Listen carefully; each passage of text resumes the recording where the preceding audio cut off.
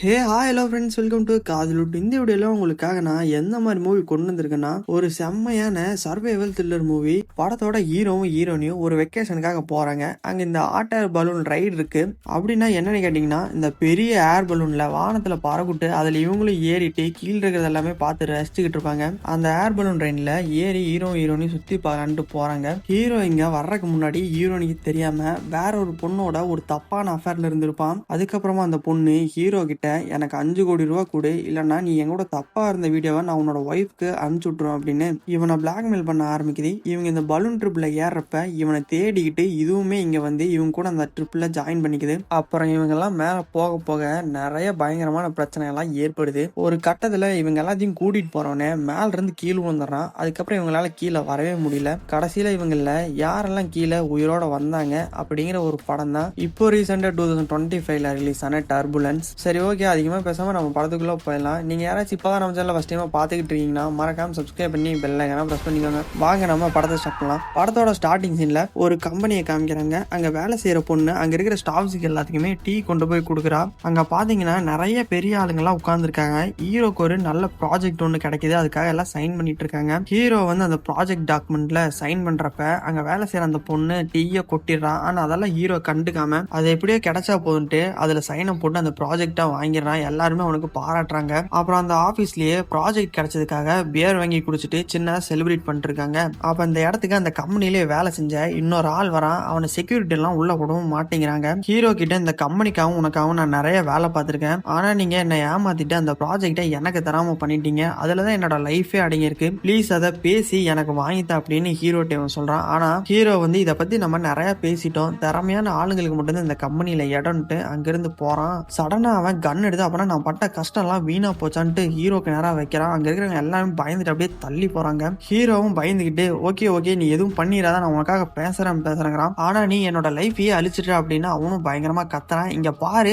அவசரப்பட்டு எந்த முடிவுமே தப்பா எடுத்துடாத, உனக்கும் ஒய்ஃப் குழந்தைங்கலாம் இருக்கு, எனக்குமே இப்பதான் கல்யாணம் ஆயிருக்கு, ப்ளீஸ் என்ன சுட்டுடாதன்ட்டு ஹீரோ கண்ணை மூடி பயத்தோட நின்று இருக்கான். ஆனா அவனை பாத்தீங்கன்னா அவனையவே சுட்டுக்கிட்டு அவன் அங்க இறந்துடுறான். அதுக்கப்புறமா அங்க போலீஸ் எல்லாம் வந்துடுறாங்களாட்டிருக்கு. ஹீரோ வந்து ஹீரோனிக்கு போன் பண்றான். அங்க நடந்த விஷயம் எல்லாத்தையுமே ஹீரோனிட்டு இருந்து மறைச்சிட்டு, இன்னைக்கு ஆபீஸ்ல எனக்கு நைட் எல்லாம் ஒர்க் இருக்க போது, நைட் என்னால வீட்டுக்கு வர முடியாது, உன்னை நாளைக்கு காலையில வந்து வெக்கேஷன் கூட்டிட்டு போறாங்கிறான். ஆனா ஹீரோனிக்கு நல்லாவே தெரியுது இவன் பதட்டத்தோட பேசுறதை வச்சு அங்க ஏதோ ஒரு சம்பவம் நடந்திருக்கு, ஆனா இவன் நம்ம கிட்ட இருந்து ஏதோ ஒண்ணு மறைக்கிறான்னு. அதுக்கப்புறமா ஹீரோ ஒரு பார்ல உட்காந்து நடந்த சம்பவத்தெல்லாம் நினைச்சு குடிச்சுக்கிட்டு இருக்கான். அங்க பக்கத்துல ஒரு பொண்ணு சரக்கோட விலை எச்சா இருக்குன்னு அதுக்காக சண்டை போட்டுக்கிட்டு இருக்கா. ஹீரோ அதை பார்த்துட்டு அவங்க என்ன கேட்கறாங்களோ அதை கொடுங்க, அதுக்காக நான் பே பண்றேங்கிறான். அங்க நின்னுகிட்டு இருந்தவ ஹீரோ வந்து பே பண்றேன்னு சொன்னோன்னே இங்க ஹீரோ கிட்ட வந்து உட்காந்துக்கிட்டு ரெண்டு பேரும் பேசி இன்ட்ரோடியூஸ் ஆயிக்கிறாங்க. ஹீரோ வந்து அந்த பொண்ணுக்கும் சேர்த்து சரக்கு எல்லாமே ஆர்டர் பண்றான். அந்த பொண்ணு வந்து ஹீரோ எங்கெல்லாம் வேலை செய்யறான், உங்களுக்கு கல்யாணம் எல்லாம் ஆயிடுச்சான்னு கேக்குது. அவனுமே எனக்கு கல்யாணம் எல்லாம் ஆயிடுச்சுன்னு சொல்றான். அப்புறம் அவங்க ஆர்டர் பண்ண அந்த சரக்குமே வந்தது. சரக்கு குடிச்சிட்டு அந்த பொண்ணு பாத்தீங்கன்னா உங்ககிட்ட நான் தனியா பேசணும், என் ரூமுக்கு வரீங்களான்னு ரூமுக்கு கூப்பிடுறான். ஆனா ஹீரோ வந்து சாரி எனக்கு கல்யாணம் ஆயிடுச்சு, என் ஒய்ஃப் எனக்காக வீட்டுல வெயிட் பண்ணுவா, நீங்க வேற யாராச்சும் பாத்துக்கோங்கன்னாராம். காலையில விடிஞ்சிருது. ஹீரோவும் ஹீரோனியும் அவங்களோட வெக்கேஷனுக்காக கிளம்பி போய்கிட்டு இருக்காங்க.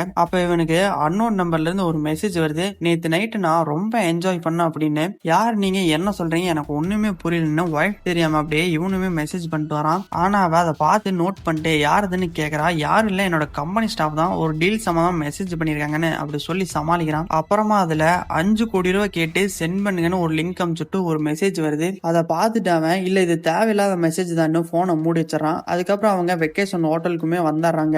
அதுக்கப்புறமா ஒரு லேடி இவங்க தங்கி இருக்கிற ரூமுக்கு சாப்பாடு எடுத்துட்டு வரா. அப்ப வெளியே பாத்தீங்கன்னா அந்த பார்ல இவங்கிட்ட பேசிட்டு இருந்த பொண்ணு கண்ணாடியில தெரியறா. உடனே அவன் லிப்ட் பக்கம் திரும்பி பார்த்தா அங்க யாருமே இல்ல. ஃபுட் எடுத்துட்டு வந்த லேடி சார் பில்லுன்னு காமிக்கிறா. அதை விட அவன் அதிக அமௌண்டாவே எழுதி தந்துட்டு பதட்டத்துல கதவை டக்குன்னு மூடிடுறான். அப்புறம் திரும்பவும் இவனுக்கு மெசேஜ் வருது, நான் யாருன்னு உண்மையாவே உனக்கு தெரியலையா அப்படின்னு. அவன் அதை பார்த்துக்கிட்டு இருக்கிறப்ப ஒய்ஃப் பின்னாடி வந்து அவனோட ஷோல்டர்ல கை வைக்கிறான். இவன் அதுக்கே விழுக்குன்னு விழுந்துறான். என்னாச்சுன்னு அவன் கேட்கறா. ஒன்னும் இல்ல, போனை சுவிச் ஆஃப் பண்ணிட்டு இருந்தேன், நமக்கு டிஸ்டர்பா இருக்கும்ல அப்படின்னு அவன் சமாளிச்சிடறான். அப்புறம் காலையில விடிஞ்சிருது. அங்க இருக்கிற பிளேஸோட வியூ எல்லாமே செம்ம சூப்பரா இருக்கு. ஒரு தாத்தாவை காட்டுறாங்க, ஏர் பலூன் எல்லாத்தையுமே ரெடி பண்ணிட்டு இருக்காரு. இவர் தான் இவங்களை கூட்டிட்டு போற கைடு. அங்க ஹீரோவும் ஹீரோனியும் வராங்க. வாங்கன்னு ரெண்டு பேருமே வெல்கம் பண்றாரு. ரெண்டு பேருமே உள்ள ஏறி நின்னுகிட்டு இருக்காங்க. அவங்க ரெண்டு பேர்த்துக்கிட்டயுமே இன்னொரு ஆள் இன்னும் 5 நிமிஷத்துல வந்துருவேன்னு சொல்லியிருக்காங்க. அது முடியல சேஃப்டி ரூல்ஸ் எல்லாம் பாக்கலான்ட்டு அவன் அதெல்லாம் சொல்லிக்கிட்டு இருக்கான். அப்ப கரெக்டா அந்த இன்னொரு ஆளுமே வராங்க. அது யாருன்னு பார்த்தா ஹீரோ கூட பார்ல உட்காந்துருந்தல அதே பொண்ணுதான். இவளை பார்த்தோன்னுமே நம்ம ஹீரோக்கு செம்ம டர்ச்சு, அடங்கொய்யால இப்ப எதுக்கு இங்க வந்திருக்கான்னு. எப்படி நான் சொன்ன டைமுக்கு கரெக்டா வந்துட்டேனா அப்படின்ட்டு அவளுமே அந்த ஏர் பலூன்குள்ள ஏறிக்கிறா. ஒவ்வொருத்தங்கிட்டயுமே கை கொடுத்து இன்ட்ரடியூஸ் ஆயிக்கிறா. ஹீரோ எல்லாம் யாருன்னே தெரியாத மாதிரி அந்த நடிப்பு நடிக்கிறா. ஹீரோனிட்ட எனக்கு ஒரு மாதிரியா இருக்கு, நம்ம தனியா இன்னொரு நாள் போய்க்கலாமா அப்படின்னு கேக்குறான். அந்த கைடு தாத்தா பயப்படாதீங்க, அதான் நான் இருக்குல்ல, ஒண்ணுமே ஆகாதுன்னு சொல்றாரு. ஹீரோனியும் அடம் பிடிக்கிறா இன்னைக்கே போலான்னு. அப்புறம் நான் அந்த பிளேஸ்க்கு போயிடறேன், அது எனக்கு கம்ஃபர்டபுளா இருக்குன்ட்டு அவன் அந்த தாத்தா கிட்ட போய் நின்னுக்கிறான். தாத்தா வந்து எல்லாத்தையுமே மூலையில போய் நில்லுங்க அப்படின்ட்டு அந்த கேஸ் மிஷினை ஆன் பண்றாரு. பலூன் வந்து அப்படியே பறக்க ஆரம்பிக்குது. அப்பதான் ஹீரோ வந்து எதுக்காக நீ இங்க வந்தன்னு கேக்குறான். நான் அனுப்பின மெசேஜ் எல்லாம் உனக்கு வந்துதா, நான் கேட்ட பணத்தை எனக்கு டிரான்ஸ்ஃபர் பண்ணு, நமக்குள்ள நடந்த எதுவுமே நான் உன் ஒய்ஃப் கிட்ட சொல்ல மாட்டேன் அப்படின்னு சொல்றான். அப்புறம் அப்படியே பலூன் கொஞ்சம் கொஞ்சமா மேல போகுதுங்க. நல்லாவே போயிருது, நல்ல ஹைட்டுக்கே போயிருது. அங்க இருக்கிற வியூ எல்லாம் பாத்தீங்கன்னா செம்ம சூப்பரா காமிக்கிறாங்க. தாத்தா வந்து வாங்கி இதை நம்ம என்ஜாய் பண்ணலான்ட்டு ஒயின் பாட்டில எடுக்கிறார். எல்லாத்துக்குமே சரக்கு ஊத்திட்டு தலைவன் பாட்டு பாட ஆரம்பிக்கிறான். ஹீரோ பாத்தீங்கன்னா என்னடா கரும இது அப்படிங்கிற மாதிரி பாத்துக்கிட்டு இருக்கான். தாத்தா பாடி முடிச்சுனே ஹீரோனையும் பாட சொல்றாரு. எனக்கு பாட வராதுன்ட்டு அவ கத்தரா. அங்க ஃபுல்லுமே எக்கோவா அடிக்குது. அடுத்தது ஹீரோவை பார்த்துட்டு அவனையுமே கத்த சொல்ற மாதிரி பார்த்து சிரிச்சுக்கிட்டு இருக்கா. பக்கத்துல நின்று இருக்கிறவ சிரிச்சுக்கிட்டு திரும்பி கீழே எட்டி பார்த்து காட்டு கத்து கத்துறா. ஹீரோ அதை கேட்டு பயந்து போய் நின்றுகிட்டு இருக்கான். அந்த தாத்தாவும் அவளும் சூப்பரா கத்துறீங்க அப்படின்னு அவளை என்கரேஜ் பண்ணிட்டு இருக்காங்க. ஹீரோனி வந்து ஹீரோவை பார்த்து அவனையும் கத்த சொல்றான். என்ன எல்லாம் முடியாதுன்ட்டு அவன் தலைய ஒரு ஓரமா திருப்பிக்கிறான். சரி ஓகே வேணான்ட்டு ஹீரோனி வந்து என்னையும் ஹஸ்பண்டி ஒரு போட்டோ எடுத்தாங்கன்ட்டு அவகிட்ட போனை கொடுக்குறா. அவங்க ரெண்டு பேரும் போட்டோ எடுக்கிறப்ப நீங்க ரெண்டு பேருமே நல்லா பார்க்க பியூட்டிஃபுல்லான கப்பிள்ஸா இருக்கீங்க, ஆனா உங்க ஹஸ்பண்ட் ஏன் பார்க்கறதுக்கு சோகமாவே இருக்காரு சார், கொஞ்சம் நல்லா சிரிங்கன்னு ரெண்டு பேரையும் கிண்டல் பண்ணி சொல்றான். இவங்க பண்றது எல்லாமே அந்த தாத்தா மூலையில் நின்று மூஞ்ச ஒரு மாதிரியே வச்சுக்கிட்டு குறுகுறுன்னு பாத்துக்கிட்டே இருக்காரு. அதுக்கப்புறமா இவ போன்ல நான் கேட்ட பணத்தை எனக்கு அனுப்பு, நான் இங்க இருந்து போயிருவேன்னு டைப் பண்ணி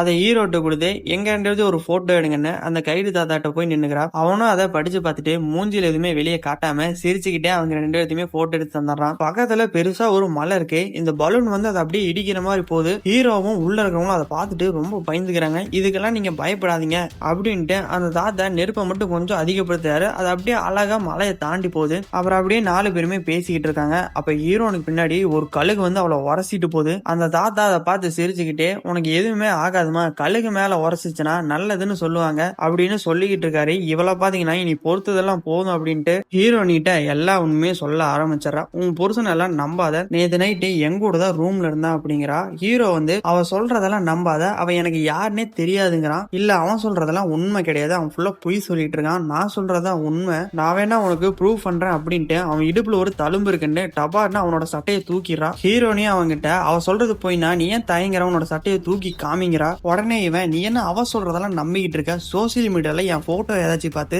என் இடுப்புல தழும்பு இருக்குன்னு கண்டுபிடிச்சிருப்பா அப்படின்னு ஹீரோனிய சமாதானப்படுத்திட்டு இருக்கா. அவ அந்த சைடு இருந்து இவங்க ரெண்டு பேரும் சண்டை போடுறத பார்த்து சிரிச்சுக்கிட்டு இருக்கா. அப்ப பலூன் பாத்தீங்கன்னா ரொம்ப ஹைட்டுக்கு போயிருது. அந்த தாத்தா இவங்களெல்லாம் பார்த்துட்டு இதுங்கெல்லாம் என்னடா ஜென்மம் அப்படின்னு முறைச்சுக்கிட்டு அந்த பலூன் அப்படியே கீழே இறக்கறதுக்காக அந்த நூலை இழுக்கிறாரு. ஆனா இந்த பணத்தை கேட்டு இருந்தவ பலூனை கீழே இறக்காதீங்க அப்படின்னு தாத்தா பாக்கில வச்சிருந்த கத்திய எடுத்து எல்லாத்தையுமே மிரட்டுறா. பலூனு கீழே போக கூடாது, நீ ஒழுங்கா உண்மையை ஒத்துக்கோ அப்படின்னு தாத்தா சொல்றாரு. என்ன பண்ணிட்டு இருக்க, ஒரு அளவுக்கு மேலதான் ஆக்சிஜன் இருக்கும், பலூன் இன்னும் மேல போச்சுன்னா நம்மளால மூச்சிட முடியாது, எல்லாருமே இறந்துருங்கிறாரு. ஹீரோனியும் இங்க பாரு எதா இருந்தாலுமே கீழே போய் பேசிக்கலாம் அப்படின்னு சொல்லிக்கிட்டு இருக்கா. ஹீரோவும் அந்த தாத்தாவும் டக்குன்னு அவ கையில் இருக்கிற கத்திய புடுங்கலான்ட்டு ட்ரை பண்றாங்க. எப்படியோ அவ கையில் இருக்கிற கத்தியை கீழே போட வச்சிடறாங்க.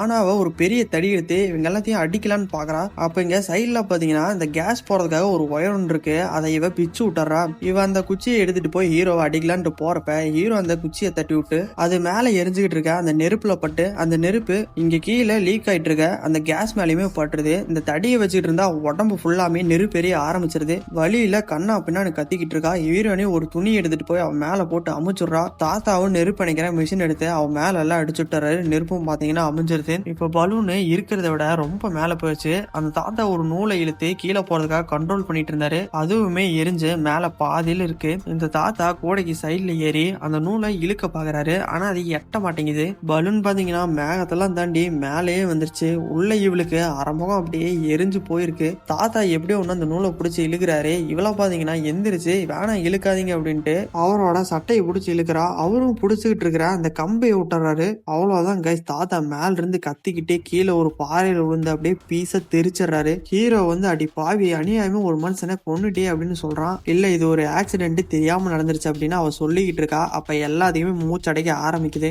ஆக்சிஜன் இருக்கிற அளவை தாண்டி மேல போய்கிட்டு இருக்காங்க. ஹீரோனி அவளோட பேக்ல இருந்து ஒரு பெல்ட் எடுத்துட்டு அந்த கூடை மேல ஏறி எப்படியோ ஒண்ணு மேல இருக்கிற அந்த நூலை புடிச்சிடணும்னு பாக்குறா. உள்ள இருக்கிற இந்த ஹீரோவும் மூச்சிட முடியாம மயக்கம் போட்டு விழுந்துடுறான். இவ இருக்கிறத விட இன்னுமே மேல ஏறா. இத படத்துல பாக்குறப்ப எனக்கெல்லாம் பக்கு பக்குன்னு அடிச்சது. மேல இருக்கிற அந்த நூலு எட்டவே மாட்டேது. இவனும் எக்கி எப்படியோ ஒண்ணு புடிச்சிடலான்னு ட்ரை பண்றா. ஆனா இவனாலையும் மூச்சுட முடியாம கண்ணு அப்படியே லைட்டா சொக்க ஆரம்பிக்குது. புடிச்சுக்கிட்டு இருக்கிற அந்த நூலை விட ஆரம்பிக்கிறா. சரி இவனும் எப்படியோ ஒண்ணு செத்து போயிடும் அப்படின்னு நல்லா நினைச்சிட்டேன். அந்த நூலை விட்டோன்னே கண்ணை முழிச்சு எப்படியோ பக்கத்துல இருக்கிற நூலை புடிச்சிட்டா. இல்லைன்னா இவ்வளவுமே செதறு தேங்காதான். எப்படியோ அந்த நூலை மேல எக்கி பிடிச்சி கீழே இழுத்துறா. பலூனும் அப்படியே கொஞ்சம் கொஞ்சமா கீழே இறங்க ஆரம்பிக்குது. பெல்ட்டையும் நூலையும் கட்டி கீழே கூடையில இறங்கி அந்த கூடையில இருக்கிற கைத்துலையுமே அந்த பெல்ட்டை எப்படியோ நல்ல வேலை கட்டிடுறா. அப்புறம் அதை அப்படியே இழுத்து கீழே கொண்டு வரா. ஹீரோவை கூப்பிடுறான். ஹீரோ எந்திரிக்க முடியறான். ஒருவேளை செத்துட்டான்னு நானும் நினைச்சிட்டேன். ஆனா பயபுள்ள எந்திரிச்சிடறான். உயிரோட தான் இருக்கான். பலூன் பாட்டுக்கு ஒரு பக்கம் போய்கிட்டே இருக்கு. பையன் எந்திரிச்ச உடனே இவ சாதாரணமான பொண்ணு இல்லடா சாமி அப்படின்ட்டு அவளோட கையை ரெண்டையும் கட்டிட்டு அவளோட வாயுமே கட்டி விட்டுறான். ஆனா ஹீரோனிக்கு இவன் மேல இன்னுமே சந்தேகம் இருந்துட்டு தான் இருக்கு. ஹீரோனிட்டு போய் இவன் எந்திரிச்சு போய் பேசுறப்ப அவளுக்கு எப்படி உன்னோட இடுப்பில் இருக்கிற தழும்பு தெரிஞ்சிருக்குன்னு கேக்குறா. அதான் நான் சொன்னல என்னோட போட்டோ சோசியல் மீடியால பாத்துட்டு வந்து இவ சொல்லிக்கிட்டு இருக்கா. அப்பனா நீ அந்த போட்டோவை காமி அப்படின்னு ஹீரோனி கேக்குறா.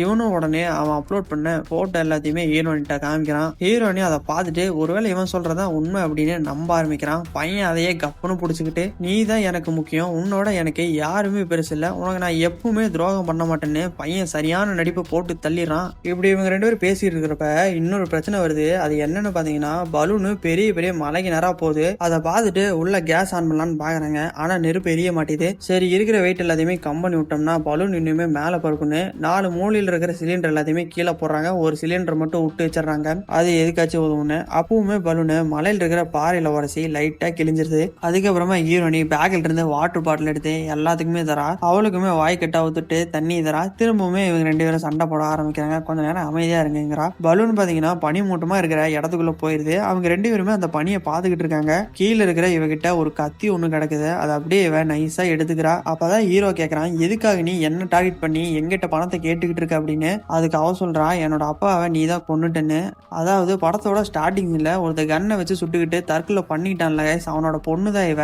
அப்பதான் அந்த சம்பவம் ஹீரோனிக்குமே தெரிய வருது. ஹீரோ சொல்றான், பிசினஸ்ல சக்சஸும் இருக்கும் ஃபெயிலியர் இருக்கும். உங்க அப்பாவுக்கு வயசாகி போச்சு, திறமை பத்தல, எங்கிட்ட அது நிறையவே இருந்தது, அதனால அந்த ப்ராஜெக்ட் எனக்கு வந்தது. உங்க அப்பா முட்டாள் மாதிரி தற்கொலை பண்ணிட்டா, அதுக்கு நான் என்ன பண்ணுவேன் அப்படிங்கிறான். எங்க அப்பா அந்த கம்பெனிக்காகவும் உனக்காகவும் நிறையவே வேலை பார்த்திருக்காரு. அவரோட பிளானை தான் திருடி நீ அந்த ப்ராஜெக்டை வாங்கிட்ட, அது எனக்கு நல்லாவே தெரியும் அப்படின்ட்டு அவ அப்படியே மெதுவா எந்திரிக்கிறா. அது உண்மை கிடையாது அப்படின்னு ஹீரோ சொல்றான். அது உண்மைதான் அப்படின்ட்டு ஓடி வந்து அவனோட சோல்டர்கிட்டயே கத்தியில ஒரே சொருகு சொருகிறா. ஹீரோனி வந்து நடுவில் ரெண்டு பேர்த்தையும் விலக்கி விட்டுட்டு, இங்க பாரு உங்க அப்பாவுக்கு நடந்த அநியாயம் தான், அதுக்கு என்ன ஆனாலுமே நாங்க பொறுப்பேற்றுக்கிறோம் அப்படின்ட்டு அவளை சமாதானப்படுத்துற. ப்ளீஸ் அந்த கத்தியை மட்டும் என்கிட்ட கொடுத்துருங்கிறா. அவளுமே அந்த கத்தியை கொடுக்கறதுக்காக வரா. அப்ப ஹீரோனிட்ட என்னை மன்னிச்சிரு, உன் வாழ்க்கையில நான் தெரியாம இடையில வந்துட்டேன் அப்படின்னு சொல்லிக்கிட்டு இருக்கிறப்ப அந்த ஹீரோ பையன் நெருப்பணைக்கிற மிஷினை எடுத்துட்டு வந்து அவளோட மூஞ்சிலேயே அடிச்சிடறான். எதுக்காக இப்படி பண்ண அப்படின்னு ஹீரோனி கேட்கறப்ப நான் உன்னை காப்பாத்த பார்த்தேன் அப்படின்னு போய் சொல்றான். அதை பாக்குறப்ப நமக்கே தெரியுது அவன் வேணுமே தான் அடிச்சிருக்கான் அப்படின்னு. ஹீரோனி அவ கிட்ட போய் பாத்துக்கிட்டு இருக்கா.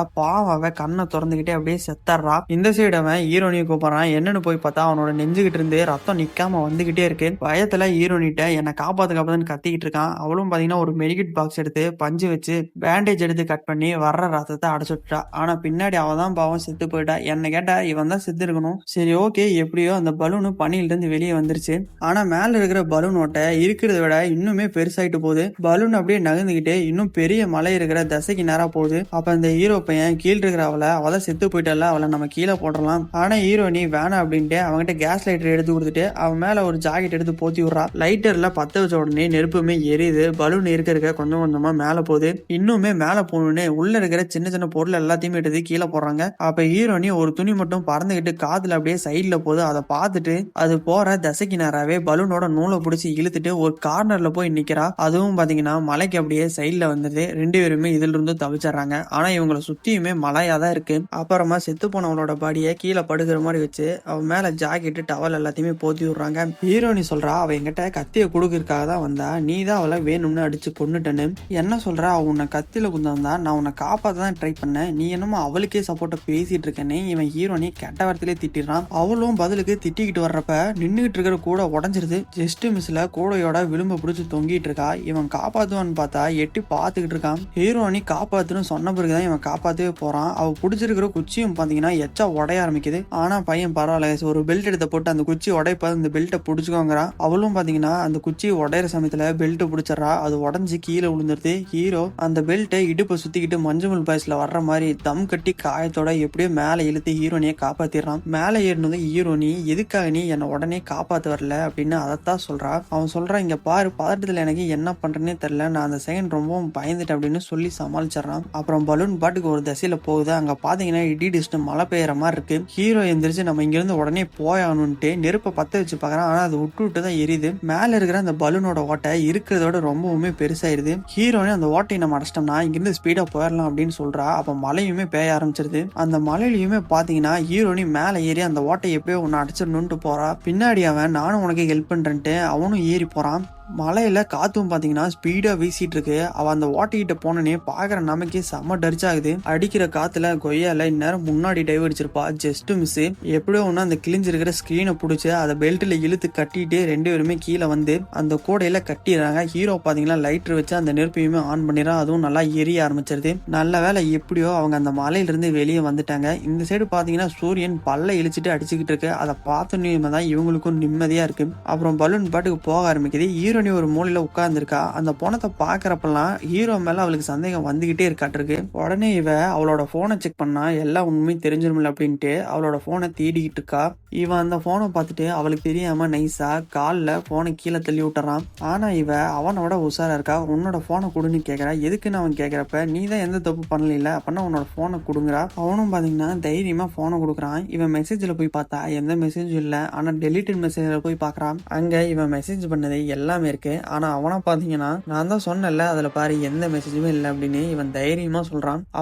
அவன் டெலிட் பண்ண எல்லா மெசேஜுமே படிச்சு பார்த்துட்டு கடைசியில ஒரு வீடியோவே இருக்கு. அதை கிளிக் பண்ணி பார்த்தா அவ கூட ரூம்ல தப்பா இருந்தது இவளுக்குமே நல்லாவே தெரிஞ்சிருது. ஆனா அப்பவுமே அவன் எந்த தப்பும் பண்ணாதனாட்ட ரொம்ப நல்லாவே நடிச்சுக்கிட்டு இருக்கான். ஹீரோனி வந்து நீ பொய் சொன்னது எல்லாமே போதும், எனக்கு எல்லா உண்மையும் தெரிஞ்சிருச்சு, எதுக்காக என்ன ஏமாத்தணும்னு கேக்குறான். அப்புறம் இவனுமே உண்மையை ஒத்துக்கிறான். ஆமா அன்னைக்கு நைட்டு நான் அவ கூட தான் இருந்தேன், அன்னைக்கு நான் குடிச்சிருந்தேன், தெரியாம தப்பு பண்ணிட்டேன் அப்படின்னு அசால்ட்டா சொல்றான். ஹீரோனி வந்து அப்ப நான் இந்த மாதிரி வேற யாரு குடிச்சிருந்தா நீ ஒத்துப்பி அப்படின்னு கேக்குறா. அப்பதான் அவனோட உண்மையான முகமே தெரியுது. இத பாரு, நான் ஏதோ தெரியாம தப்பு பண்ணிட்டேன், நீ அதுக்கு அட்ஜஸ்ட் பண்ணி தான் போகணும். ஏன்னா நீ இருக்கிற வீடு ட்ரெஸ் எல்லாமே நான் சம்பாரிச்சது, நான் சம்பாதிக்கிற பணத்துல தான் நீ வாழ்ந்துகிட்டே இருக்க. நீ வேலை செய்யற டீச்சர் வேலை சம்பளம் எல்லாமே வீட்டு பாத்ரூம் செலவு கூட பத்தாதுன்னு ரொம்ப ரொம்ப ரொம்ப ஹீரோனிய கேவலமா பேசுறான். அப்படி பேசிக்கிட்டே ஹீரோனி கிட்ட வர்றப்ப ஹீரோனி கோவம் வந்து அவனை தள்ளி விட்டுறான். இவன் அந்த ஓட்டையிலேயே விழுந்துடுறான். இப்ப இவன் வந்து விளிம்புல தொங்கிட்டு இருக்கான். அதையுமே விட்டுட்டு கீழே அந்த பெல்ட்டை பிடிச்சி தொங்கிட்டு ஹீரோனியை காப்பாத்துன்னு கத்துறான். ஹீரோனி அவனை எட்டி பார்த்துட்டு பக்கத்துல இருக்கிற செத்து போன அவளோட பாடியை காலாலேயே நகர்த்தி அந்த ஓட்டையில தள்ளி விட்டுறா. தொங்கிட்டு இருக்கான். அவன் மேலேயே பட்டு அவனுமே அங்கிருந்து கீழே விழுந்து செத்துறான். அவன் கொடுத்த மோதிரம் செயின் எதுவுமே தேவையில்லைன்னு எல்லாமே அவனோட போகட்டும்னு அந்த ஓட்டையிலேயே போட்டுறான். அப்புறம் பாத்தீங்கன்னா பலூன் அப்படியே மெதுவா போய் தரையிலேயே கீழே விழுகுது. ஹீரோனி எந்திரிச்சு அந்த பலூனை கொளுத்தி விட்டுட்டு அங்கிருந்து நடக்க ஆரம்பிச்சிடறா. இந்த படத்தை அதோட முடிச்சிடுறாங்க. உங்களுக்கு இந்த படம் பிடிச்சிருக்குன்னு நினைக்கிறேன். இந்த மாதிரி இன்ட்ரெஸ்டான மூவி எல்லாம் பார்க்கணும்னு நினைச்சீங்கன்னா நம்ம சேனலை சப்ஸ்கிரைப் பண்ணி பெல் ஐக்கான பிரஸ் பண்ணிக்கோங்க. நெக்ஸ்ட் இன்னொரு நல்ல மூவில சந்திக்கிறேன். டாடா.